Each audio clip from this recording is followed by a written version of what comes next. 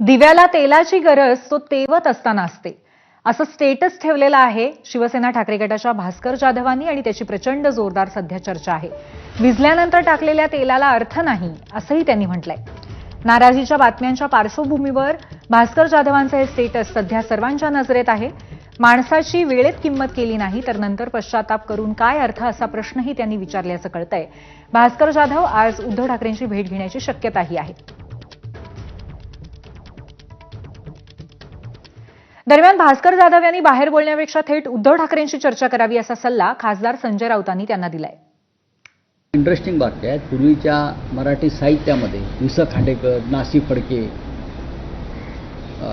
ना. स. इनामदार, श्रीनाथ पेंडसे असे जे सगळे लेखक होते त्याच्यामध्ये असे खूप अलंकारयुक्त वाक्य आणि भाषा होत्या आणि भास्कर जाधव चांगले वाचक आहे, त्याच्यामुळे त्यांची भाषा जी आहे ती अत्यंत वैभवशाली भाषा आहे। त्यांनी येऊन माननीय पक्षप्रमुखांशी येऊन चर्चा केली पाहिजे। त्यांच्या मनात बाहेरून मत व्यक्त करण्यापेक्षा अशा वेळेला स्वतः येऊन आम्ही सुद्धा बोलतो, जेव्हा आम्हाला एखाद्या गोष्टीविषयी चर्चा करावीशी वाटते आम्ही स्वतः जातो उद्धवजींकडे।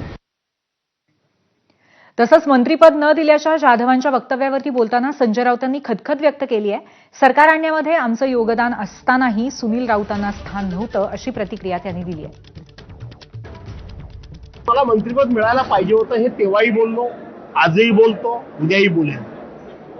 का मिळायला नको होतं त्याचं कारण कोणाकडे असेल तर ते स्पष्ट केलं पाहिजे, परंतु नाही मिळालं म्हणून काय रडत बसायचं आहे का? मंत्रिपद मिळालं नाही म्हणून मी रडत बसलो नाही, मंत्रिपद मिळालं नाही म्हणून जे कोणी फुटून गेले त्यांच्याबरोबर पण मी गेलो नाही।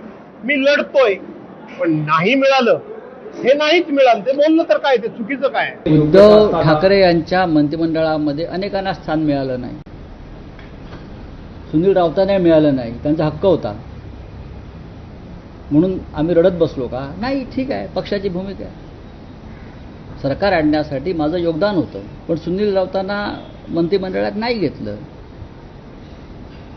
मोजक्या जागा असतात, 3 पक्षाचं सरकार होतं, आपण समजून घेतलं पाहिजे। चाणाक्ष, हुशार, तडफदार असे लोक होते खूप, त्यांना घेण्याचा पक्षाने निर्णय केला, आम्ही त्या निर्णयात सहभागी होतो सगळे।